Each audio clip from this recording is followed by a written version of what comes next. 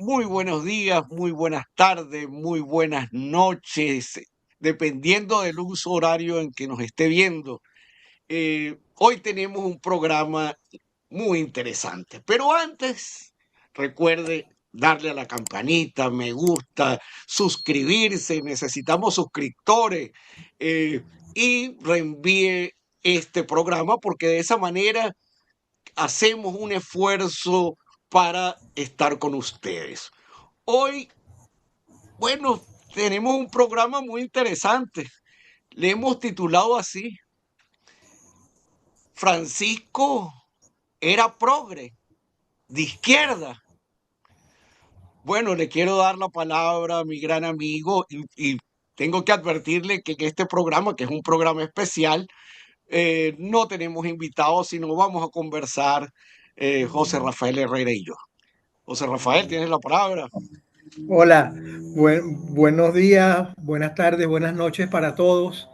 Bueno, este es un programa para mí, en lo particular, no solamente interesante, sino precisamente lo es porque es muy complicado, porque es un tema delicado, es un tema sensible a la piel, digamos, de la cultura contemporánea.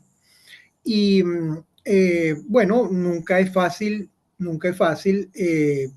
expresar desde el punto de vista, digamos, filosófico, la opinión o, digamos, el punto de vista sobre el tema de la religión. Y debo decir que el tema de la religión es de suma importancia para el conocimiento filosófico. Y ahora, con la muerte del Papa Francisco, que se han removido algunas cosas en la opinión pública mundial, pues hemos tomado la decisión de hacer este programa y comenzar con algunos criterios de carácter propiamente filosóficos, eh, para luego, por supuesto, Jonathan, que ha escrito 2 textos sobre este tema recientemente, pueda expresar o manifestar explícitamente su posición, y que seguramente va a ser la nuestra, eh, sobre no solamente la importancia del tema religioso, sino de la figura de Francisco y esta especie de situación que, digamos, podría concebirse como un poco de alada para acá o para allá, para decirlo en criollo, de si era o no de izquierdas, de si era un woke o si era un progresista, etc. Entonces, para comenzar, yo creo que lo más importante es saber, en primer lugar, qué significa religión, porque hay mucha gente que lo da por sentado, lo da, digamos, por sobreentendido.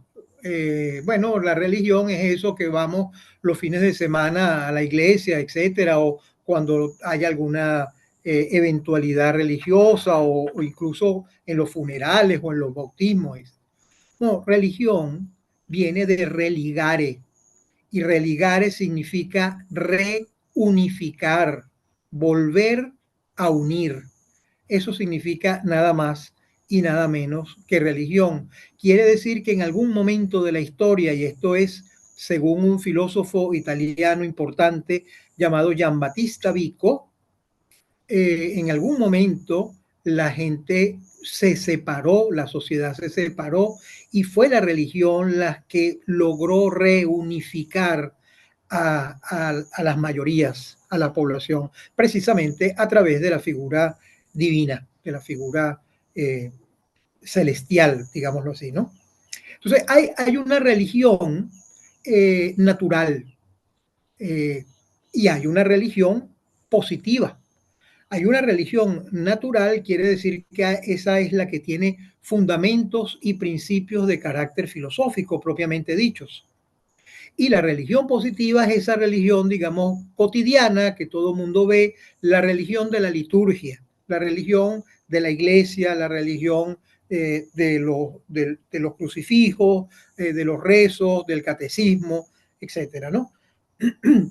Esto lo definía muy bien Kant en un texto que se llama La religión dentro de los límites de la razón.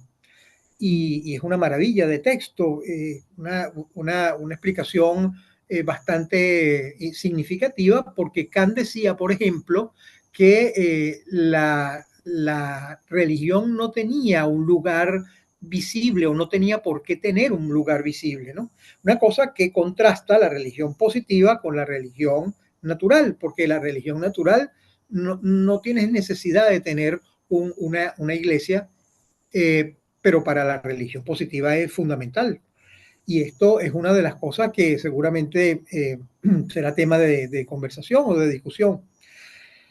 Y bueno, justamente esto lo afirmo para sacar un poco a la gente de la cabeza esta idea de que cuando no se es religioso, cuando no se cree en una divinidad, cuando no se es un creyente, entonces inmediatamente se es ateo. Es decir, es lo otro, el teo y el ateo, ¿no? Bueno, ateo, que significa sin Dios, es una expresión, digámoslo así, otra vez en criollo, chucuta, porque el ateo que se autoconcibe como un tipo sin creencia, sin Dios, sin religión, está equivocado. Y está equivocado, entre otras cosas, porque cuando él dice que cree en el no creer, está creyendo, tiene una religión. Y esto no lo decía Herrera, lo dice Marx. Carlos Marx, nada más y nada menos, decía, todo aquel que se cree un ateo es parte de una religión. Esto es una maravilla de, de testamento, digamos, ¿no? De opinión. Bueno, y hay además algunos elementos importantes. Por ejemplo, uno de esos ateos, eh, eh, por, digamos, declarado ateo de toda la vida en cualquier diccionario de filosofía, es Spinoza. Sin embargo, Hegel decía, no es posible que una persona que le ha dedicado toda su obra a hablar de Dios sea llamado o considerado como un ateo. No es posible. Y esto es para nosotros una verdadera joya. En fin, para dar la palabra a mi amigo y que nos exponga además sus artículos, eh, quiero concluir diciendo lo siguiente. Eh, Además de la religión natural y de la religión positiva, hay una religión que yo creo que es lo que hace posible que Occidente, la cultura occidental, sea Occidente. Y es lo que Benedetto Croce llamaba la religión de la libertad. Y creo que eso es sumamente importante porque, como decía Hegel, el cristianismo en particular, decía Hegel, es justamente la religión de la libertad porque nos permite elegir, porque nos permite tener una voluntad libre, a diferencia de otras religiones que le imponen a la cultura una sumisión absoluta y que los mantienen prácticamente como unos serviles de lo infinito. Aquí la infinitud no solamente está reconciliada con la finitud, sino que además de eso formamos parte de ella. Y esto es de suma importancia porque tener voluntad, poder tener una segunda oportunidad, es justamente el gran trabajo que ha hecho la religión cristiana. Jonathan, te dejo la palabra a ti para no ponerme tan filosófico en este programa de hoy. Bueno, en principio quiero agradecerte, pero hiciste una reflexión tan bella y tan importante que permíteme, antes de entrar, Francisco, hacer algunas observaciones en términos culturales también, eh, porque me motivaste mucho. Eh, bueno, quiero hacer una, una primera observación muy fácil. Mira, esta es una crítica eh, justamente al ámbito de las ciencias sociales y humanísticas de América. Mira lo que estoy diciendo de América. Cuando estoy diciendo de América, estoy diciendo desde Estados Unidos hasta la Patagonia argentina y chilena. eh, de las ciencias sociales humanísticas, incluyendo a los filósofos.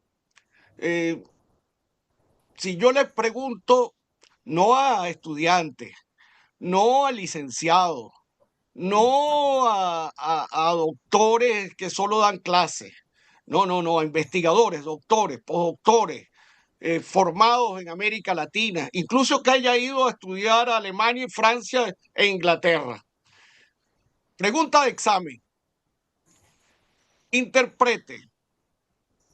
Sepa usted o no de Nietzsche, sepa usted o no de Nietzsche, no importa, olvídese del autor, interprete esta frase.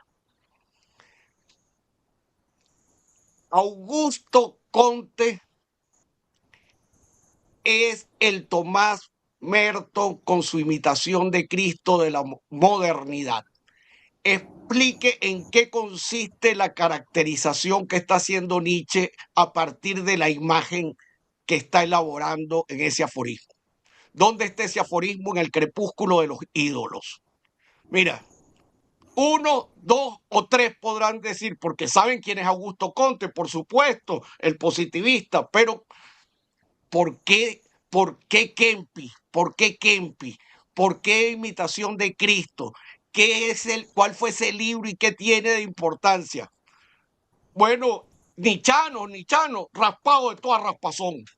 Nichano, yo soy nichano, anticristiano, anticristo. Fragmento 33 del anticristo. ¿Qué es lo que decía Nietzsche? Por ejemplo, bueno, Jesús no trajo una nueva religión, una nueva fe, trajo un nuevo modo de obrar. Díganme entonces, ¿cómo interpretan todo el fragmento 33, 34 y 35 del anticristo? Pero aún más, a mí me sorprende verdaderamente heideggerianos. Estoy hablando ahorita con nuestras disciplinas. Heideggerianos. No, el ser, sí. Bueno, Dasein. un momentico, cálmese de sus alemanes, cálmese de sus alemanes. Dígame la interpretación teológica de Heidegger, porque usted no me puede estar hablando del ser y el tiempo si usted no comprende toda la interpretación que él hace a propósito del verbo se hizo carne. Hable alemán, pero tiene que darme teología primero, porque si no, no puede fundamentar lo que dice Heidegger. Porque lo que está repitiendo es solo las lecciones. Usted se leyó las lecciones teológicas de Heidegger. No, malas noticias. Hay que arrancar así. Y eso fue un problema, y yo tengo una interpretación del por qué fue ese problema de América, sobre todo. No, por si acaso. No, es que era antes que los filósofos estudiaban religión. Bueno, es que me motivaste. Bueno, los estetas italianos contemporáneos del italiano, Umberto Eco, Vátimo, Mario Perniola, 3 libros. Creer que se cree, que creen los que no creen y el sentir católico. 3 libros fundamentales de la estética italiana. Para empezar a hablar castellano. No, yo soy Foucaultiano, yo soy Foucaultiano. Ajá. Usted es Foucaultiano y dígame usted, ¿cómo usted va a hablar de la gubernamentalidad si usted no se ha leído el texto que salió en las lecciones ahorita, Fondo de Cultura Económica, del gobierno de los vivos, donde hace toda una interpretación de el problema de la verdad y la iglesia? Explíqueme, si usted no sabe historia y la iglesia, cómo usted está entendiendo lo que está repitiendo como un loro sin comprender. Y eso se lo estoy diciendo no a los licenciados, estoy hablando de los máximos investigadores de nuestra América. Y yo creo que ese problema fue porque Europa, cuando llegamos acá, estos estaban ya en la modernidad, ¿tú me entiendes? Y sabían la Claro. importancia histórica. Y aquí toda la ruptura con Europa, quisimos ponernos al tono de la modernidad, y eso supuso ponernos, como lo dijo Simón Rodríguez, chicos, perdóname que me emocionaste. Simón Rodríguez, ¿qué dijo? Estamos importando los modelos educativos. Claro, los tipos estaban en la modernidad, discutiendo la modernidad con toda una tradición. Y pensemos, por ejemplo, Hegel, que lo citaste tú. ¿Cómo Hegel va construyendo? ¿De dónde saca la reflexión? Va mostrando la religión romana, la religión cristiana, y, y, Así y, es. y para dar cuenta de la filosofía. Aquí en América Latina, todos, se lo estoy diciendo a todos los campos del saber, economistas, dígame qué teoría económica hicieron. Nosotros los filósofos, ¿cuál teoría? Ah, bueno, surgió una cosa llamada teología de la liberación. Y resulta que como somos unos ineptos, me estoy incluyendo, la única herramienta que tenemos es el bendito marxismo porque no sabemos otra cosa, que es la segunda característica cultural, chicos. Esta miopía, este recorte. Voy a citar a Carlitos Marx, ya que usted lo citó, que me parece extraordinario. Carlitos Marx dijo que la religión era el opio de los pueblos. Pero lo único que no se imaginó Carlitos Marx es que justamente el marxismo, las tradiciones marxistas, las prácticas políticas del marxismo, igualmente que el liberalismo y sus prácticas se transformaron en Religiones. opios del pueblo. Y se Sí, sí, sí. transformaron en opios del pueblo, ¿por qué? Porque estás leyendo cualquier práctica, dígase práctica religiosa, práctica sexual, práctica cultural, cualquiera, recortado con unas lentes de izquierda y derecha y te pierdes lo real. Con Francisco voy a demostrarle exactamente la inutilidad de los vocablos izquierda y derecha en él. Eso es importante, Bueno, Jonathan. Yo quería habla hacer allí porque me emocioné. Es que me quería hacer emocionaste tanto de la cosa una- cultural, me tú emocionaste sabes tanto de que, entrada.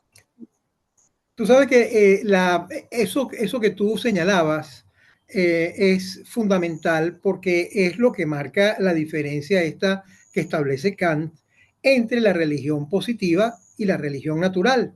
Cuando uno, digamos, petrifica las cosas, cuando uno las solidifica de tal manera que parecen como una especie de efigies, eh, y las queda ahí como porque pretende perpetuarlas, pretende, digamos, lo que llamaba Hegel positivizarlas. De ahí viene, por cierto, el término ese de religión positiva que usa Kant, que luego Hegel también lo usa, ¿no? Bueno, cuando uno hace eso, la cosa pierde vida, la cosa pierde espiritualidad.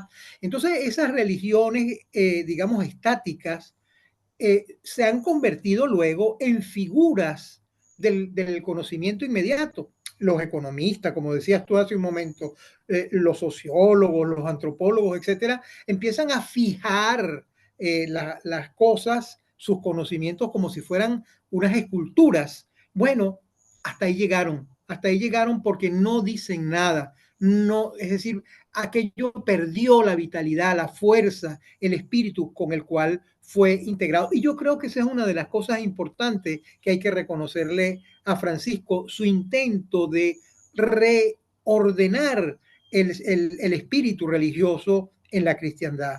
Eso es un tema que mucha gente no lo ve, mucha gente ciega, mucha gente que, digamos, está fijando las cosas, porque está este o está aquel, está el teo y está el ateo, está el bueno y está el malo, está el de izquierda y está el de derecha. Y estos son puras ficciones que en realidad lo que hacen es petrificar las cosas, establecer rigidez en la vida, no solamente la cultura de una sociedad, sino en la cotidianidad mínima. Así no puede, la vida no puede llevar a ninguna parte, ¿no? Bueno, eh, voy a ordenar esta intervención, voy a hablar de los dos artículos, pero yo creo que primero hay que presentar al personaje. ¿Quién era este Francisco, verdad? Eh, Porque este Francisco, ¿cuándo lo conocimos? En el 2013. Bueno, permíteme leer aquí un fragmento del 2013, porque uno tiene que, mira, voy a decirte esto, José Rafael, y a todo el que me escucha. Tú que escribes artículos, tú sabes que para escribir los dos artículos que yo hice no podía ser reactivamente. Cuando se murió Francisco empecé a escribir eso. Es imposible recopilar esa información. Yo lo único que sabía de Francisco, honestamente, y te voy a decir por qué hice los artículos, previo a decirte esto, yo tenía mucho tiempo sin ver a mi hermana y nos encontramos en Argentina hace unos meses, pues. Y mi hermana mayor, que verdaderamente nosotros somos siete en la familia, el quinto hermano me lleva 8 años, o sea que mi hermana mayor es bastante mayor, puede ser mi mamá y de hecho la siento como mi mamá.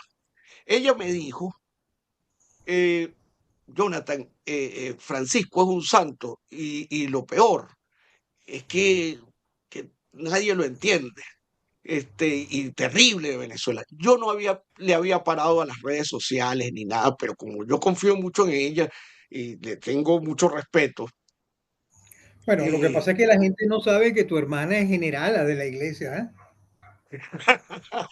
claro, eh, O lo sea, no es la tengo que opinión de decir cualquier persona, pues.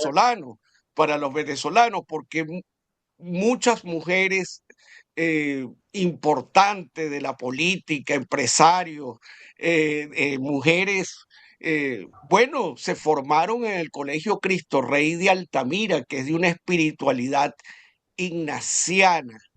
Es decir, es el lado femenino en términos de la espiritualidad de los jesuitas. En términos católicos, y me tocaste algo muy bonito como familia y como Claro. venezolanos. Es la primera vez que tenemos en América Latina, tuvimos en América Latina, los venezolanos simultáneamente un papa latinoamericano, por primera vez en la historia, un general de los jesuitas venezolano, Arturo Sosa, y la general venezolana Nancy Alzuru Aponte, mi hermana. O sea, Nada más y nada menos. que las que estudiaron al Colegio Cristo Rey de Altamira, y cuando te estoy diciendo Colegio Cristo Rey de Altamira, bueno, hija de María Corina, de los Mendoza, pero también como los jesuitas, déjame aclarar algo, porque es que trabajan para las clases altas, no como los jesuitas que tienen el Colegio San Ignacio, pero de Fe y Alegría. El Claro. colegio, uno de los colegios, ¿te acuerdas cuando Miguel Ángel Mata nos comentó del colegio de Petare en la bombilla de Petare? ¿Cómo no? Claro que sí. Bueno, ese colegio fue fundado por la hermana María Luisa Casar de la comunidad de mi hermana. Este es un colegio hermosísimo, bellísimo. Yo les recomiendo que se metan, los que me están escuchando, que se metan en YouTube y pongan Genaro Aguirre, y vean esa belleza de colegio y no lo asalta la comunidad. Tienen mira, una de las mejores dotaciones de, de colegio es ese, está en el cerro. Pero ¿por qué no la comunidad? Bueno, porque los representantes se fueron educando y son maestros o auxiliares o trabajan en la cocina. De la comunidad se formaron, lo fueron formando allí en ese colegio. Tiene médicos, tiene odontología. La coral, nuestra mayor coral, chico, Guinán, bueno, va allá y dirige, salieron por distintos lados esos niños cantando de Europa. Es decir, que cuando estamos hablando de congregaciones religiosas, por lo menos los jesuitas y la de la comunidad de mi hermana, la esclava de Cristo Rey, tienen una comprensión de nuestro país bastante profunda, porque están metidos en nuestros barrios, en las zonas populares, marginales y en las zonas altas. Bueno,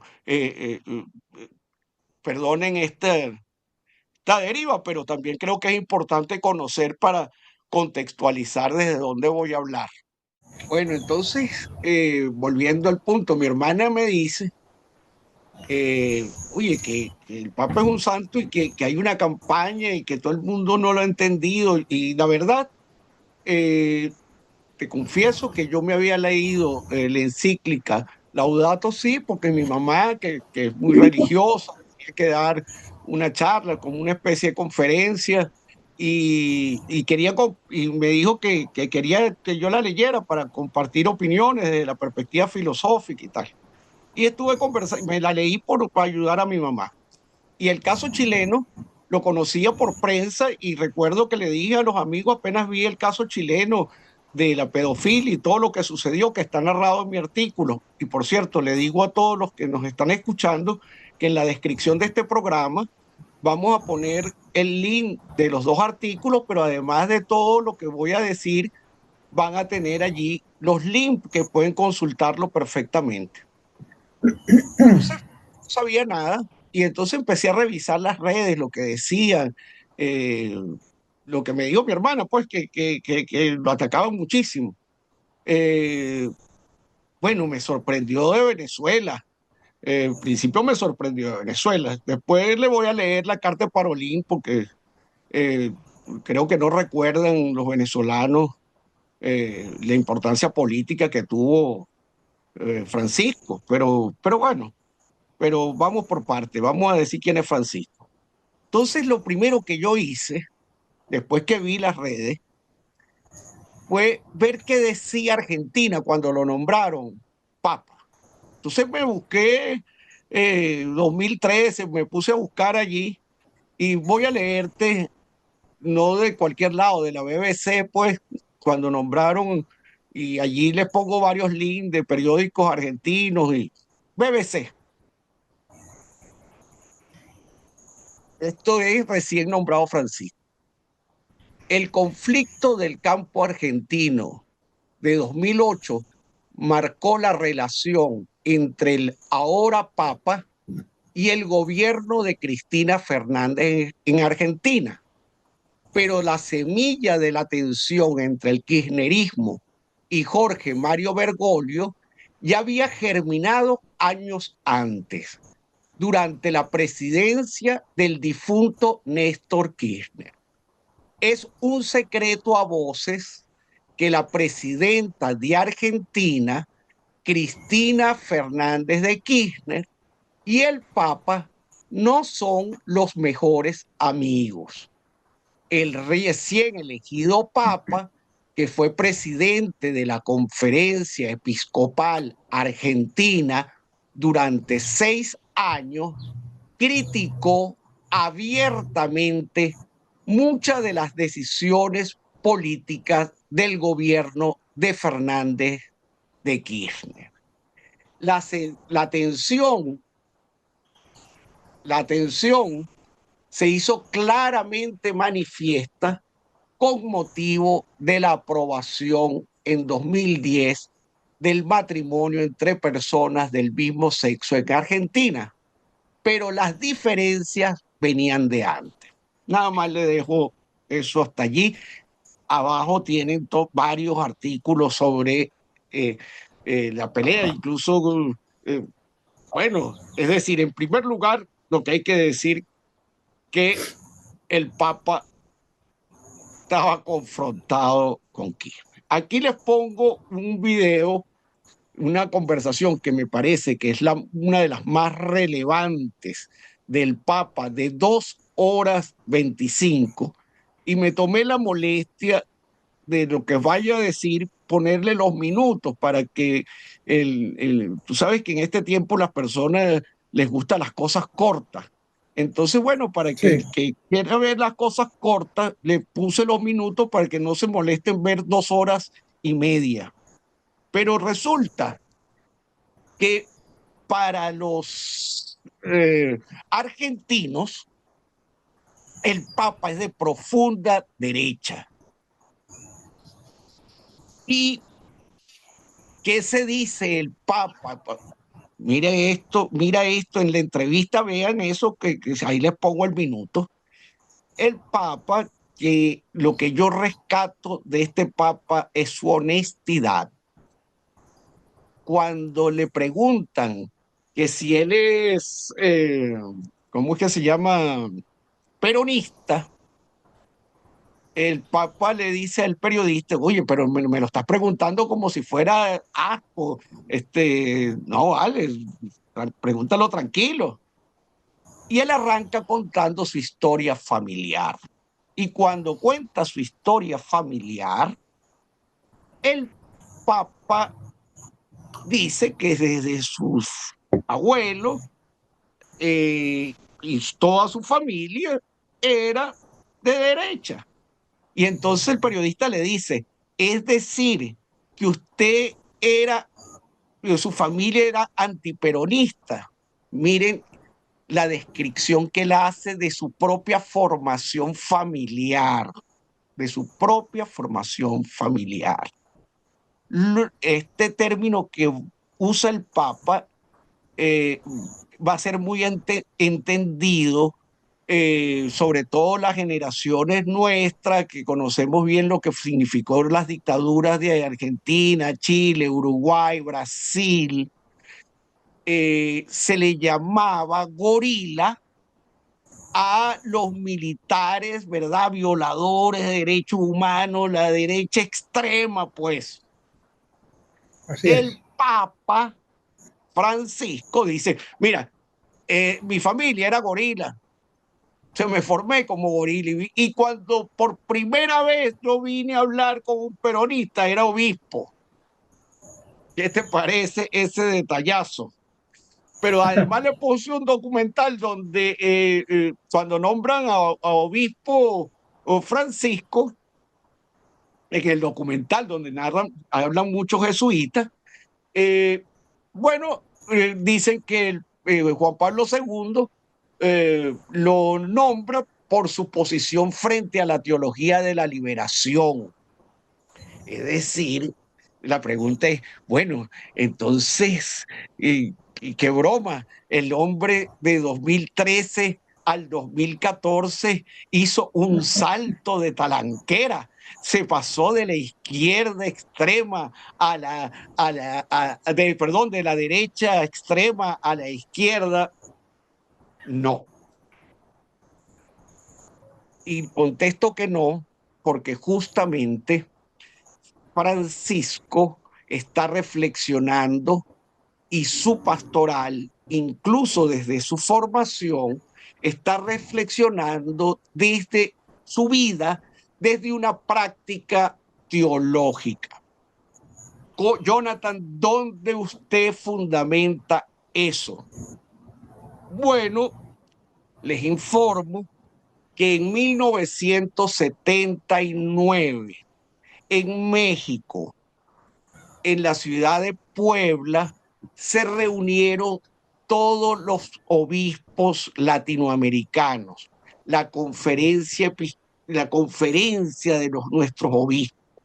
Allí fueron todos los cardenales y se hicieron un documento que se llamó el documento de Puebla. El documento de Puebla, voy a leer un solo artículo para no cansarlo, del documento de Puebla. ¿Qué dice nuestra iglesia latinoamericana? La opción preferencial, número 1140, la opción preferencial por los pobres nos lleva a buscar ante todo la promoción integral de los marginados desde una clara perspectiva de fe, en diálogo con los hombres de nuestro tiempo, asumiendo sus angustias y esperanza. Es decir, efectivamente, en América Latina se dio una reflexión teológica y hay que decir que Francisco participó ahí, y esto marcó a la iglesia latinoamericana con una nueva perspectiva y generaron, hoy se ve palpable el estilo de Francisco muy similar al estilo de Arnulfo Romero.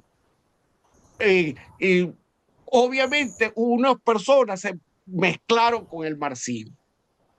Si ustedes ven la entrevista que le estoy colocando, cuando le preguntan sobre la teología de la liberación, hoy día a Francisco, esa es una entrevista a los 10 años de su papado, dice, el error de la teología de la liberación fue incorporar el aparataje marxista para la comprensión del Evangelio.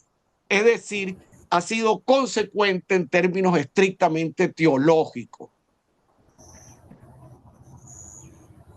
Cuando lo nombran papa, surgió de un periodista argentino cercano a Kirchner una denuncia de que él participó o fue cómplice silencioso de que torturaron a dos jesuitas.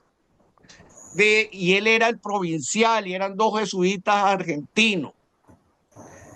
Bueno, el que no conoce las comunidades religiosas, o sea, piensen ustedes que es como una familia. Pudo ser perfectamente una pelea de padre y hijo. Mira, te va a venir a buscar la dictadura. Ah, bueno, resuelve. Fue una posición negativa de Francisco con respecto a sus propios sacerdotes.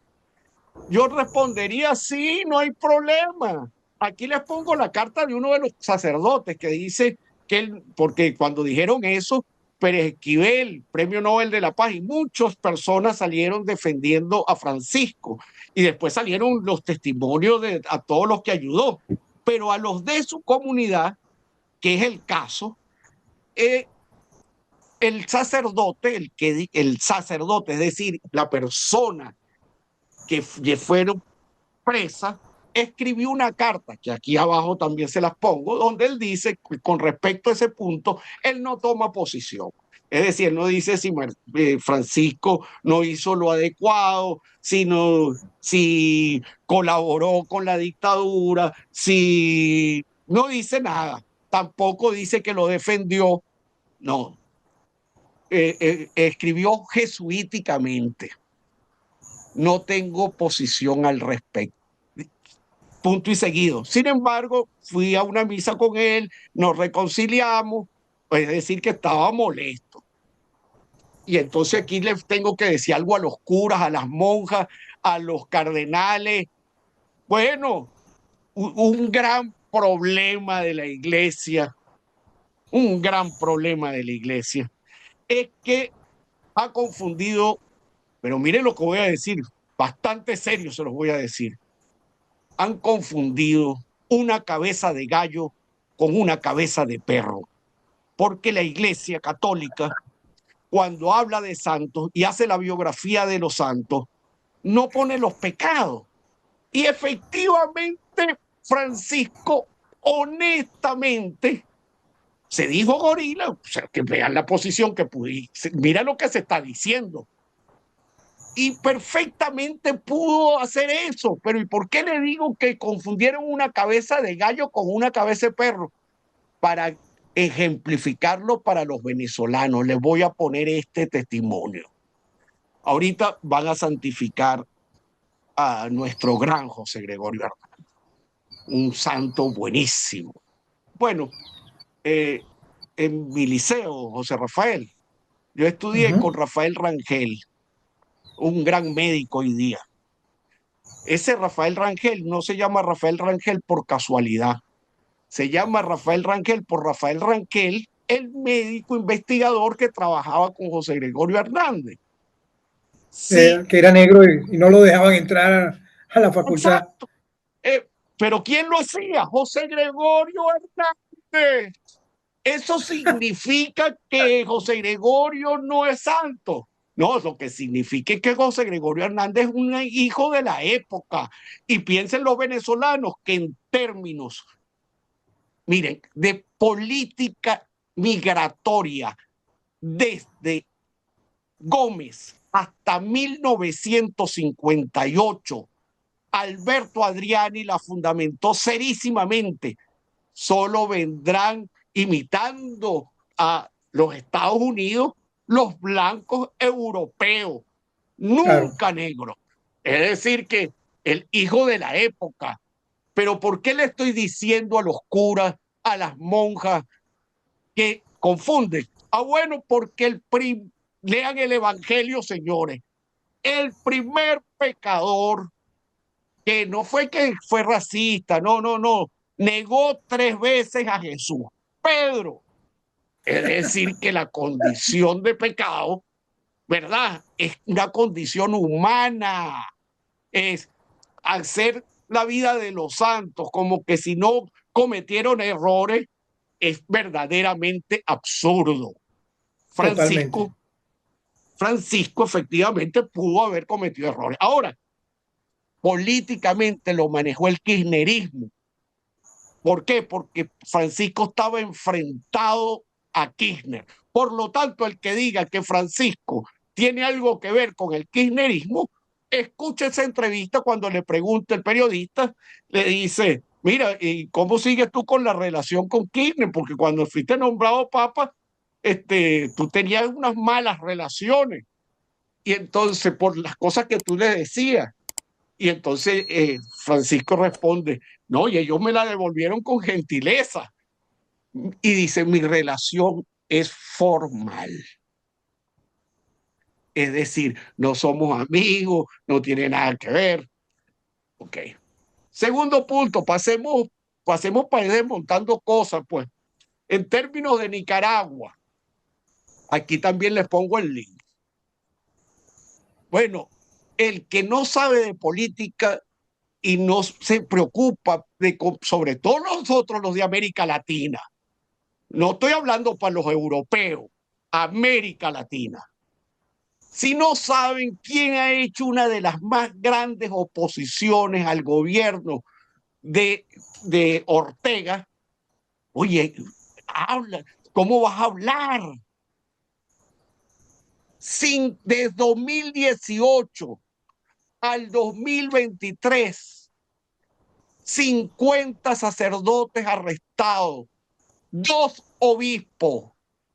Cuando le preguntan a Francisco, bueno, por cierto, Francisco hizo un ángelus, ahí se lo pongo, orando por la comprensión para la liberación, pero inmediatamente, porque la iglesia habla sutil, inmediatamente se pronunciaron todos los obispos de América Latina defendiendo a su obispo preso. ¿Cómo va a ser amigo de Daniel Ortega? Pero además escuchen a Francisco que dice, ese señor tiene problemas mentales. Sí lo dice, escuchen la entrevista. Ahí se los pongo. Es decir, que no es amigo Daniel Ortega, porque le arrestó a los sacerdotes que se estaban oponiendo al gobierno de Daniel Ortega. Hacemos el caso de Cuba, pues. El caso de Cuba, aquí sí me voy a detener para, déjame buscarlo porque quiero leer.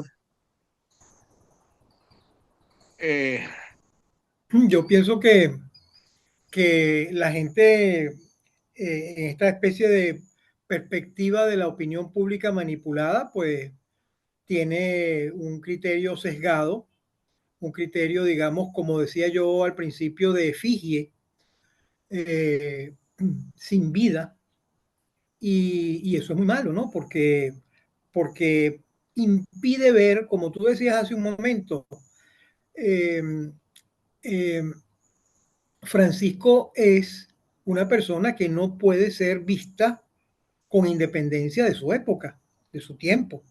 Eso es fundamental para todos nosotros.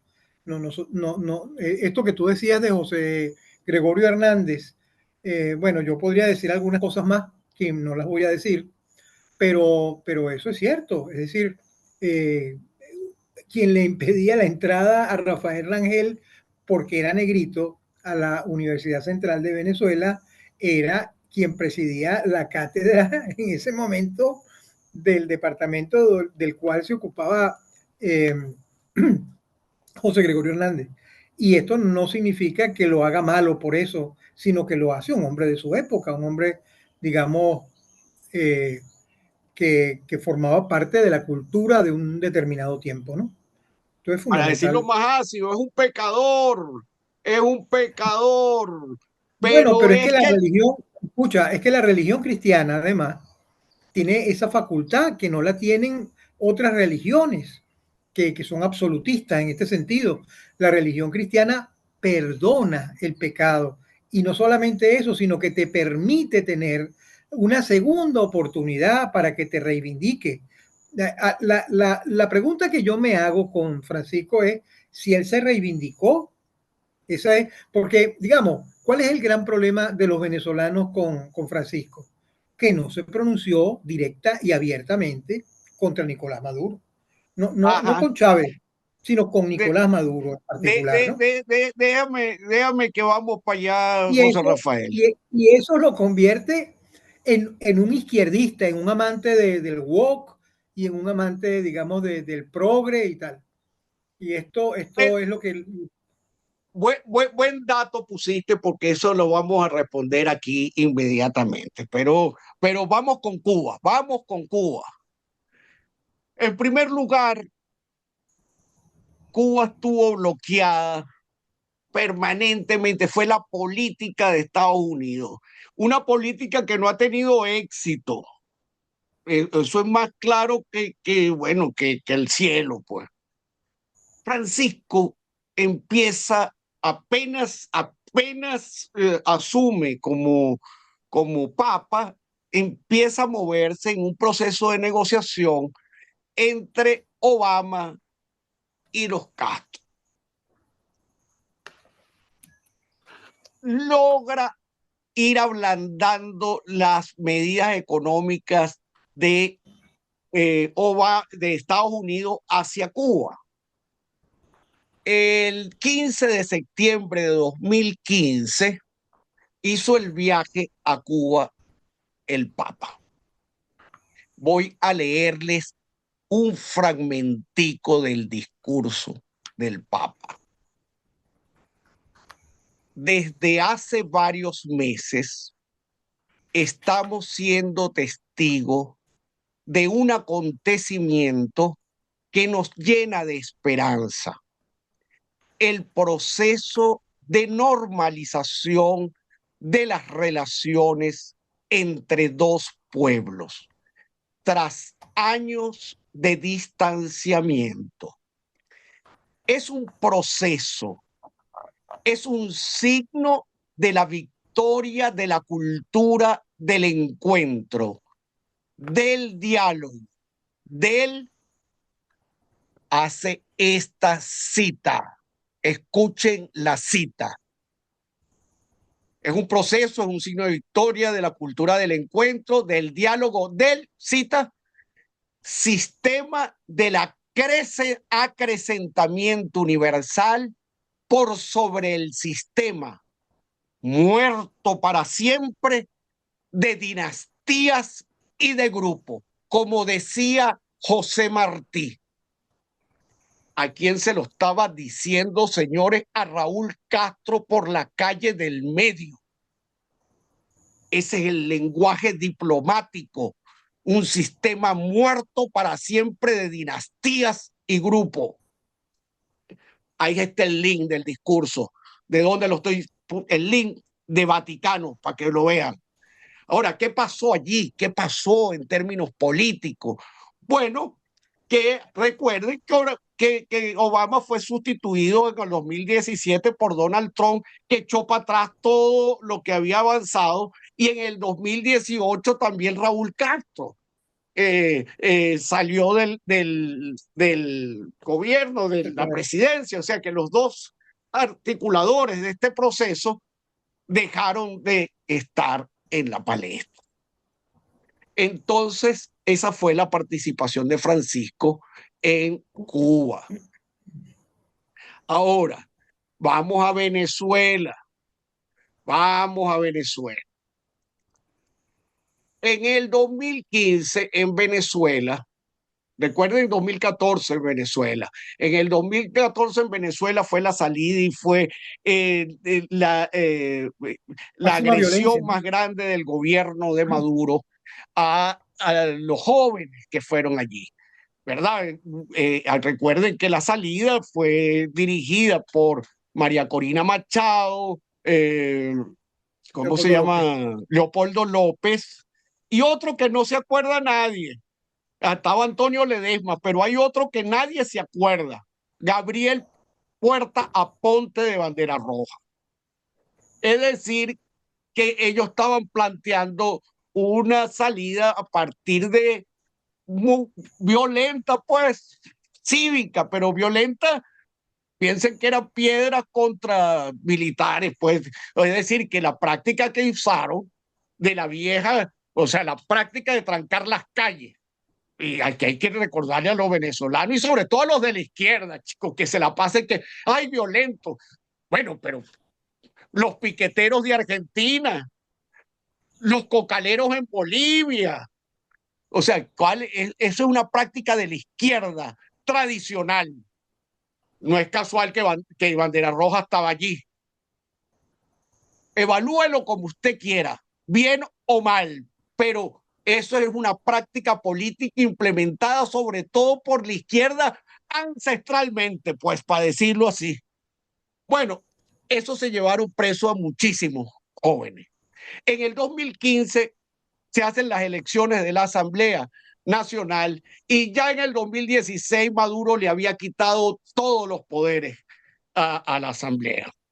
Ese año 2016 también el Consejo Nacional Electoral eh, le quitó la posibilidad, nos quitó la posibilidad a los venezolanos del revocatorio de Maduro. Esa era la situación del 2016. En Venezuela, desde el 2009 hasta el 2013, estaba como nuncio apostólico Pietro Parolin. Para los que no saben qué significa un nuncio apostólico, es el embajador del Vaticano, era el embajador de Ratzinger, de Benedicto XVI, era su embajador, pues, porque recuerden que cuando hablamos de la Iglesia Católica es diferente hablar de otras iglesias porque Vaticano es un estado que participa por lo menos en la ONU, no tiene voto, pero tiene posibilidad de hablar y ver. Entonces, el Estado Vaticano mandó a Parolín en el 2009-2013. En el 2014, Francisco nombra de secretario de Estado a Pietro Parolín. Es decir, que en términos de la jerarquía eclesial es el segundo de Francisco, es el encargado de las relaciones de todos sus embajadores. Es como decir Kissinger, pues. Es el ministro de Estado. Exactamente. Entonces, señores, voy a leerles para que les recuerde a los venezolanos que tienen una falta de memoria, pero serísima.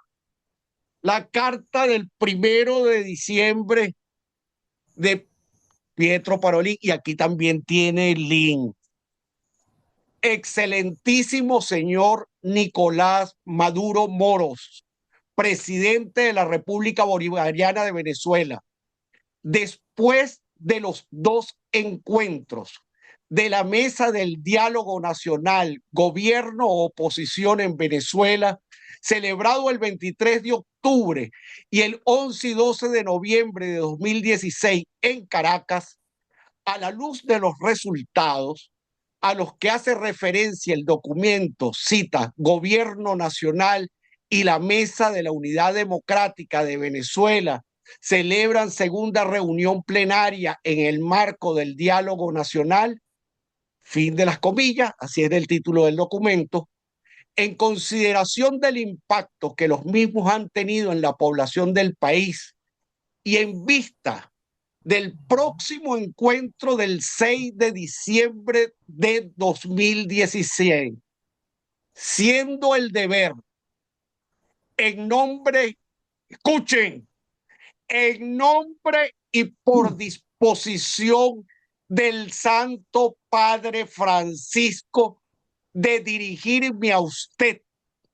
¿A quién? Francisco en persona está hablándole a Maduro en cuanto jefe del gobierno de la República Bolivariana de Venezuela para compartir algunas observaciones, además en conocimiento del señor Ernesto Samper Pizano en cuanto promotor de la iniciativa del diálogo, junto con los expresidentes José Luis Rodríguez Zapatero, Martín Torrijos Espino y Leonel Fernández Reina, y del señor Jesús Torrealba, en cuanto jefe de la delegación de la oposición en la mesa de diálogo nacional. La Santa Sede, consciente de los no pocos ni leves riesgos a lo que tendría que hacer frente, ha aceptado participar en el diálogo con la única finalidad de promover el bien de todos y cada uno de los venezolanos y favorecer una solución pacífica y democrática de la crisis. En este sentido, se hace necesario que las partes cumplan los acuerdos alcanzados en la mesa del diálogo, respetando los compromisos asumidos y avanzando en la implementación de medidas concretas que respondan a las necesidades urgentes de la población venezolana. Por ello, la Santa Sede demanda que ante el encuentro del próximo 6 de diciembre se cumplan las siguientes condiciones indispensables para garantizar el éxito del proceso del diálogo. Que se tomen todas las providencias necesarias para la implementación urgente de medidas destinadas a aliviar la grave crisis de abastecimiento de comida y medicina que está sufriendo la población. La Iglesia venezolana, con sus instituciones, entre ellas Cáritas, está dispuesta a prestar toda la ayuda posible con los medios a su alcance para salir de esta situación de emergencia social. Dado el compromiso adquirido por las partes en la declaración conjunta Convivir en Paz, a que sus diferencias políticas solo tengan una respuesta en el estricto marco constitucional, un camino democrático, pacífico y electoral, y la convicción de que el camino electoral sea la norma, la normal vía democrática para que los pueblos expresen su propia voluntad, que las partes concuerden un calendario electoral que permita a los venezolanos decidir sin dilaciones su futuro, que se restituyan, escuchen con medidas concretas, papá, que se restituya a la Asamblea Nacional las competencias que establece la Constitución, garantizando el respeto a la soberanía popular expresada en las elecciones legislativas, que se apliquen los instrumentos legales para acelerar el proceso de liberación de los detenidos en cumplimiento de los acuerdos alcanzados en la mesa de diálogo. Finalmente, por lo que se refiere a los contenidos y a las concesiones mutuas entre las partes en juego, es oportuno destacar que los derechos se respetan, no se negocian. Y la Santa Sede reitera su compromiso de actuar como garante de este proceso, siempre y cuando ambas partes demuestren una voluntad real de avance en el diálogo y que cumplan con los compromisos adquiridos. Con sentimiento de estima, Pietro Parolin, Cardenal Pietro Parolin, secretario de Estado. Así se pronunció el Papa. Y cuando vengan a criticar, vamos a reflexionar ahora, una reflexión política a todos los dirigentes políticos venezolanos. Todos, cuando digo todos, es todos. No pudo el Vaticano, pero el Vaticano no vende ni compra petróleo, ni el Vaticano tiene presos a narcotraficantes como Biden negoció. ¿O no se acuerdan los sobrinos de Cilia Flores con un cargamento de droga? Ahí están sueltos. Ahí está el otro, ¿cómo que se llama? El que soltó también. Bueno, Ah, el malandro colombiano. el colombiano este. Ah, no se pudo. Pero además en el 2019 estaba toda la Comunidad Económica Europea, Estados Unidos. SAP, Pregunta, SAP, se llama SAP. pregunta a los venezolanos. ¿Ustedes Ah, no creen que ha sido torpeza nuestra? ¿Ustedes no creen que ha sido una torpeza nuestra por la estupidez? Uno, de ser ladrones de sexta categoría. Otros, por sus ideologías de cuarta. No nos podemos dar cuenta que sin la unidad dura de todas las organizaciones políticas estamos incapaces de negociar. María Corina Machado, decimos, no, María Corina Machado no va a tener capacidad de negociación si los dirigentes nuestros están fracturados. Pero María Corina Machado tiene que reconocer necesariamente que cuando dijo que se iba a dar el asunto no se dio. Tiene que ser humilde. Esto es una reflexión bastante seria para nuestros dirigentes. Es muy fácil echarle la culpa al Vaticano, a Biden, ahora a Trump. Imagínense cómo negociar con Trump. Necesitamos, necesitamos todos los países de América Latina a nuestro lado, toda Europa, para más o menos sentarnos a hablar con ese señor que trató despóticamente a Zelensky. ¿Qué será nosotros? Ahora, no vamos a tener posibilidad. Sí, por ejemplo, para poner nombres y apellidos, el partido centrado, que tiene a su máximo dirigente preso. Bueno, hermano, no es que ella es de derecha. Bueno, ¿hasta cuándo vamos a ser imbéciles? Seriamente se lo digo. No que vamos a participar, porque no podemos hacer de otra manera la política. O sea, vas a caer en el juego efectivamente de Maduro. Dime cómo vas a negociar qué. ¿Vas a negociar qué? Mínimo análisis. Yo les invito a que se pongan a revisar mínimamente cómo han salido las dictaduras. No hay dictadura que haya salido con el pueblo solo. No hay. Búsquenme un caso. Los reto a todos los dirigentes políticos que me consigan un caso de un país que se haya liberado sin la ayuda internacional, seriamente. Y esto no significa pedir invasión, significa que en principio pensemos juntos. Entonces, a todo aquel que esté criticando a Francisco, ya les leí, pero revisémonos nosotros seriamente. Sigamos me emocioné, agarra ahí, Rafael, haz algún no, comentario. demasiado, demasiado te emocionaste.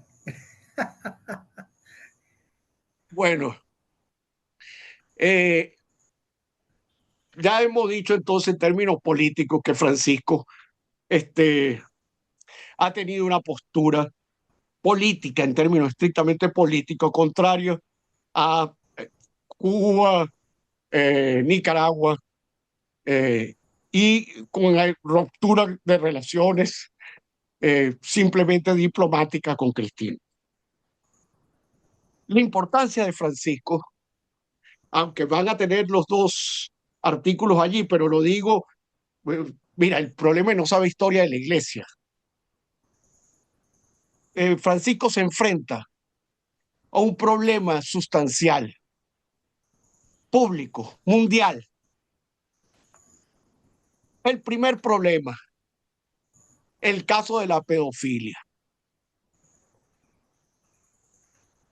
Para que ustedes puedan comprender, la congregación del Santo Oficio, es decir, lo que se llamó a comienzos del mundo medieval, a mediados la Inquisición, después se llamó la congregación del Santo Oficio, y en el siglo XX se llamó eh, eh, la Congregación para la Doctrina de la Fe.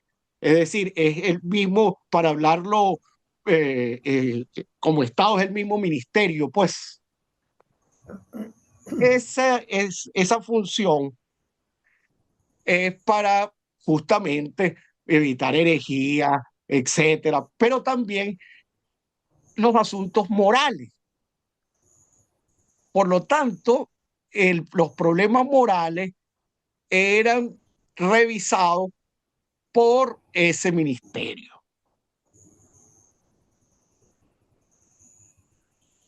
Allí hay una cláusula que, si bien es cierto, se formaliza a comienzos del siglo XX en el derecho canónico, venía desde el siglo XVI. Que por cierto, los que estudian derecho, voy a hacer un paréntesis aquí porque esto también es para mínimamente la gente se eduque. Los que estudian derecho romano. Bueno, yo no sé qué derecho estudiarán cuando estudian derecho romano, porque la construcción normativa previo a Constantino era una estructura jurídica bastante distinta a lo que se conoce como el derecho actual. En principio, porque cuando hablamos de Roma, hay que recordar que es toda Europa, el norte de África y parte de Asia. Y era politeísta. La gran transformación con Constantino es esto, esa región se volvió monoteísta jurídicamente. Por lo tanto, una de las ventajas de la práctica inquisitorial es que se empezaron a estructurar y a regular y a normar la forma de realizar el derecho, la práctica jurídica, pues. Bueno, desde el siglo XVI había una norma que es, para decirlo muy fácil, el silencio. Es decir, que tú podías acusar al sacerdote, al obispo, podían incluso llegarlo culpable, pero tú no podías hablarlo en público a nadie. No se podía conocer cómo fue el proceso y mucho menos cuál es la sentencia. Ese era el secreto. Ese secreto, esa norma procedimental de la iglesia que deviene desde el siglo XVI, fue derogada por Francisco. ¿Por qué? Porque a propósito de los casos de Boston, la gente empezó a denunciar, pues, la prensa, la fuerza de la opinión pública, y ya no respetaron que no, que me excomulguen, pues, pero denuncio.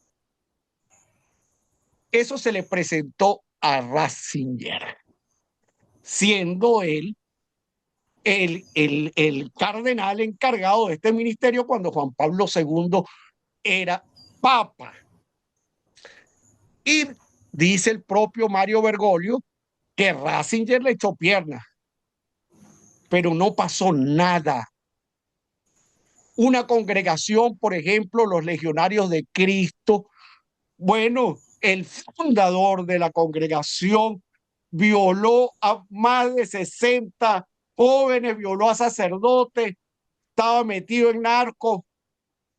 Y recuerden, o sea, esto no es que Jonathan está difamando, El Papa estaba en México, Juan Pablo II, y al lado estaba Marcial, el cura del fundador de los Legionarios de Cristo, que eran una de las congregaciones de más dinero.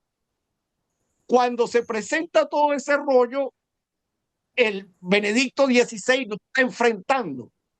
Benedicto XVI empieza a establecer criterios para las denuncias, pero no había cambiado la normativa.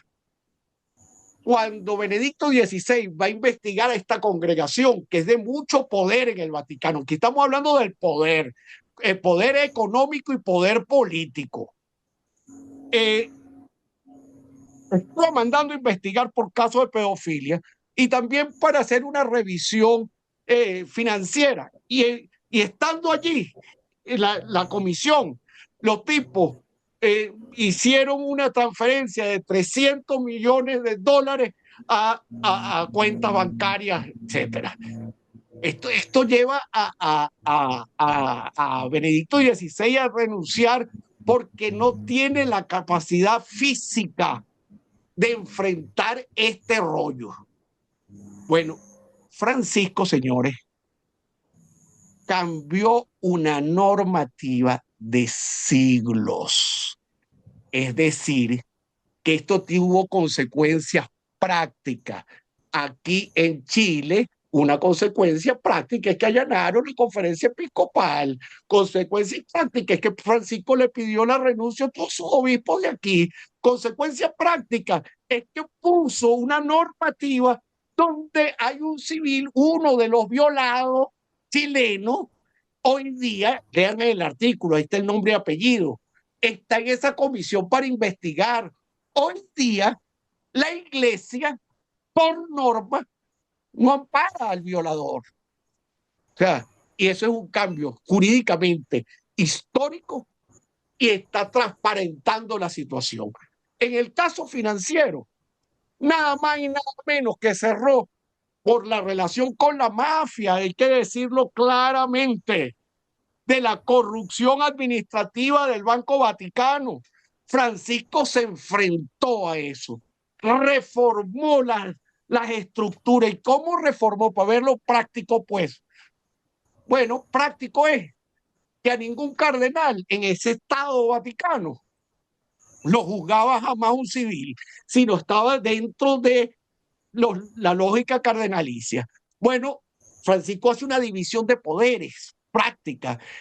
Y el cardenal que deben haber escuchado por allí, que quiere votar en este cónclave, Ángelo, me olvidó el apellido, bueno, el cardenal que le llaman el cardenal de la maldad, pues, Ángelo Secchiu, creo que es que se llama, fue el primer cardenal en la historia, en el 2023, en la historia de la iglesia, juzgado en el Vaticano por laicos que tienen el poder jurídico de, miren esto, juzgar por corrupción.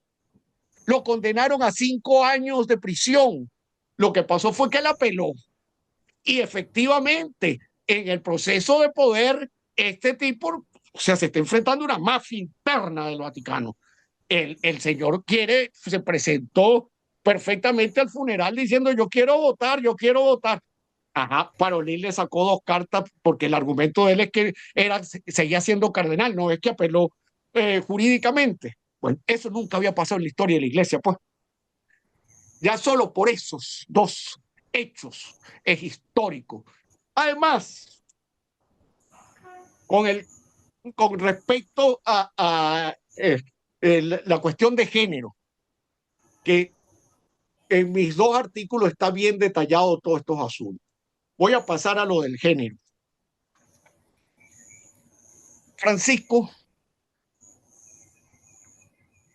ha atendido, ha visitado, por cierto, el joven, que es un señor ya, que fue uno de los principales denunciantes de Chile por violación y que hoy día está como decir, en el ministerio, pues, para no hablar con los nombres vaticanos, para la investigación de los abusos sexuales, él es homosexual. Eso nunca había pasado en el Vaticano. Entonces resulta que alguien puede decir, no es que Francisco está con la ideología de género. Bueno, aquí vean la entrevista lo que dice. La ideología de género, él dice, es la mayor perversión que hay y da sus argumentaciones, malas o buenas, no me voy a meter en esto, pero le da estrictamente una golpiza a la ideología de género. Entonces, la pregunta es, bueno, ¿y por qué entonces atiende a las prostitutas, a los transexuales? Es que su reflexión es estrictamente teológica. Si ustedes leen el Evangelio, ¿qué le decían a Jesús? Pero si andas con borrachos, prostitutas, ¿ah? Y vino Juan y hacía ayuno y que le llamaron loco. Le voy a poner las citas del Evangelio, pues. O a la mujer adúltera, le iban a apedrear. Y entonces el tipo, bueno, el que no, y por norma religiosa. Eso se metió. Y entonces, bueno, el que le echa la primera piedra, es decir, que Francisco tiene una reflexión teológica y la santidad, para decirlo en buenos términos, significa cada vez comprometerte con el Evangelio a pata de letra, sin modificarlo. Los santos son santos porque cometen serios pecados y van enmendando. Cuando tú me preguntabas, ¿y qué hizo Francisco? No, ahí tengo, les puse todos los links de los testimonios que han salido de todas las personas que ayudó Francisco para salir. O sea, han sacado ya libros de los 70 testimonios a todo el que ayudó Francisco a salir de la dictadura argentina.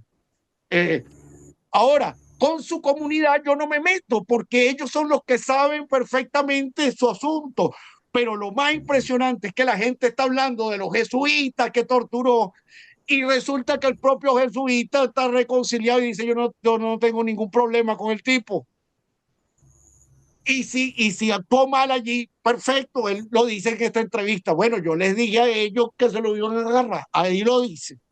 Que actuó bien o mal, bueno, yo considero efectivamente que él ha cometido muchos errores, pero es que él lo dijo en el primer gesto de Francisco, primer gesto en la historia de la iglesia, en la historia de la iglesia, que un papa se inclina ante los fieles. Cuando Francisco asumió el papado, los fieles no se inclinaron ante él.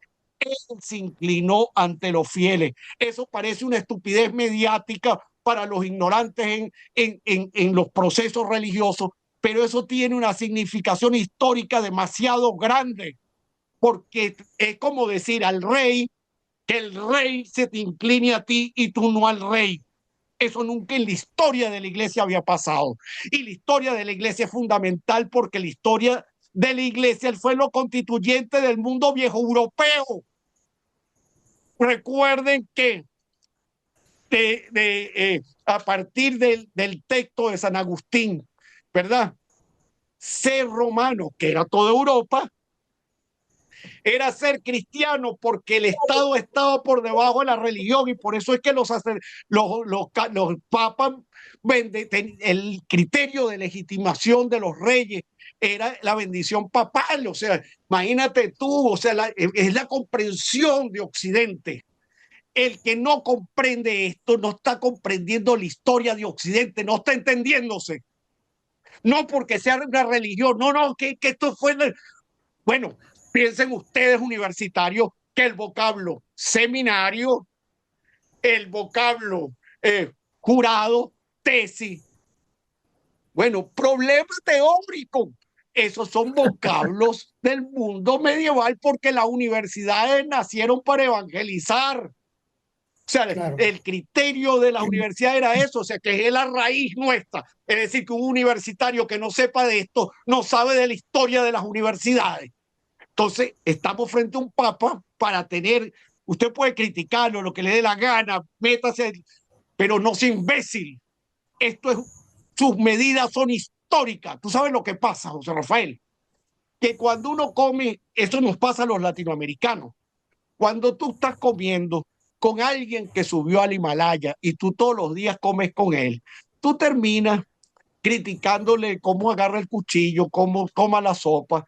Pero si la discusión es el Himalaya, hermano, el tipo subió al Himalaya y tú te estás quedando en cómo se tomó la sopa. Eso de que le dio un golpe a una señora, pero bien bueno, cuando un papa había reaccionado como un ser humano, reaccionó como ser humano. Y vean la entrevista completa, donde así mismo se dice gorila. Eso es una cosa seria que hay que aprender. Bueno, yo creo que hasta aquí está bien. Sí, yo creo que sí, porque además te emocionaste demasiado, creo yo. Pero bueno, está Bueno, bien, se comprende no, y me porque emocioné demasiado y déjame el decirte, tema te José toca. Rafael, déjame decirte, José Rafael, esto, que esto no lo sabe ni mi familia. Esto que voy a contar no lo sabe ni mi madre, solo lo sabe mi hermana mayor. Y ya tú vas a entender por qué hablo así. Yo me formé en una familia religiosa, pero no me formó mi familia teóricamente. Cuando yo tenía 12 años, el formador del cardenal Baltasar Porra, el padre Cesario Gil Atrio, que en este momento está en un proceso de beatificación, fue mi director espiritual. Y director espiritual, ¿qué era para él? Que él me mandaba un libro, teniendo yo 12 años, un libro, y a los 15 días tenía que llevar el resumen del libro, mi opinión del libro, escrita desde los 12 hasta los 19 años, hasta los 18 años, casi al cumplir 19, porque yo quería ser sacerdote. Y este sacerdote, esto es lo que no sabe mi familia, y lo voy a decir aquí para todo el que me esté escuchando. Yo quería ser sacerdote. Él dirigía el movimiento de cursillos de cristiandad de Venezuela, un movimiento que hace hincapié en la formación teórica. Él escribió como 50, 60 libros.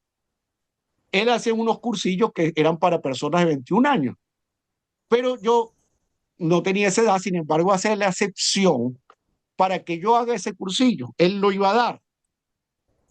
Yo estaba muy emocionado, ya yo estudiaba en la universidad, estaba estudiando física, y yo estaba muy emocionado porque yo lo que quería era entrar al seminario.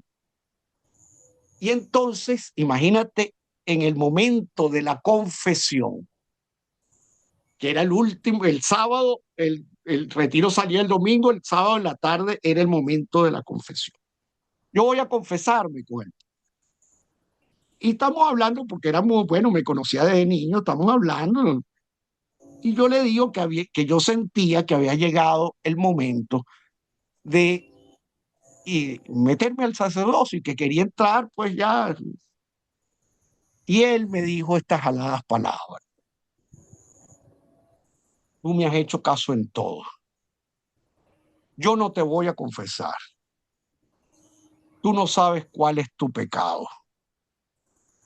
Si tú entras a la iglesia, él estaba fundando, tenía un seminario y si tú entras, te lo digo, yo te conozco, si tú entras a mi seminario, tú lo divides, porque tu mayor pecado es la prepotencia y no te has enterado de eso. No vas a comulgar. Y mi orientación es que te pierdas en el mundo. Si tú te pierdes en el mundo y no vuelves a la iglesia, quien se condena soy yo. Si vuelves, yo sé que no, me dijo, yo me estoy tirando los dados de mi condena al infierno. Yo recuerdo que salí de ese retiro llorando. Mi mamá creía en mi papá, mi mamá que está viendo esto se debe recordar perfectamente. Estaban felices porque mi mamá y mi papá eran dirigentes de ese movimiento. Ellos nunca se explicaron, y ahorita es que lo están conociendo, por qué yo jamás me incorporé al movimiento de cursillo de cristiandad. ¿Por qué yo jamás volví a la iglesia? Porque me votó este sacerdote. y yo estaba a punto de matarme, o sea, de, había perdido el sentido de mi vida. Y después me volví, me casé, me olvidé de la iglesia total, José Rafael. Mi hermana mayor, ya siendo director del CIPO, me invitó en el 2009 a que diera una charla a todos los docentes de los Fe y Alegría, de todos los colegios, 115 docentes. Yo le dije a mi hermana que yo no iba a ir porque si yo iba a decir lo que yo pienso y yo pensaba que todos eran unos tragahostias. Y le dije, y tú vas a quedar muy mal porque yo voy a decir eso. Tú eres una superior, y en ese momento era la provincial, que es como decir la delegada de América, pues eh, tú vas a quedar muy mal porque yo se lo voy a decir a las monjas, porque si fueran cristianos, Venezuela estuviera transformado. Mi hermana, que yo admiro muchísimo y quiero, me dijo, ah, pero vas a decir eso, me parece muy bien, arranca con eso, pues. Y así arranqué. Y a partir de ahí es que yo vuelvo otra vez. Y obviamente tengo una relación con los jesuitas y bueno, y después tuve una relación hasta la que murió pues con Armando Rojas Guardia, que es uno de los teólogos verdaderamente serios que yo he conocido. Y hablábamos diario, Armando y yo, diario. Entonces, eh, esto mm, yo no niego de mi pasión, yo me regocijo en ella. No actuaría como el académico tranquilo y con templanza cuando mi corazón vibra con el Espíritu Santo. Gracias, Bueno, José Rafael. esta es un cierre perfecto para este programa. Gracias por esta especie de exposición de razones para tener una imagen distinta, no solamente de Francisco, sino una imagen distinta un plano que lo trasciende a él, porque se trata de no encajonarse, de no encasillarse en posiciones estancadas, sino de tener una visión amplia de las cosas y más flexible, ¿no? Y yo creo que eso es fundamental para ser divulgado y para todos nosotros, ¿no? En fin, Bueno, seguimos adelante. bueno, Despide el chao. programa. Bueno, acuérdense de darle la campanita, compartirlo. Eh, Si dejan comentarios, pues intentaré en algún momento responder. Nosotros, quisiera aclararle a muchas personas, nosotros no solemos, leemos todos los comentarios que nos ponen, no solemos responder, porque eso implicaría que nuestros programas serían muy largos, pero les agradecemos sus comentarios, lo hemos leído todo y hay muchas veces, aunque ustedes no se dan cuenta, estamos respondiéndole sutilmente, tan sutil como fue el cardenal Re ahorita en la misa funeraria de Francisco, que el acontecimiento que recordó fue cuando Francisco fue a México, a la frontera con Estados Unidos, y dijo que no había que hacer muros sino puente y estalló en aplauso justamente sentado Donald Trump.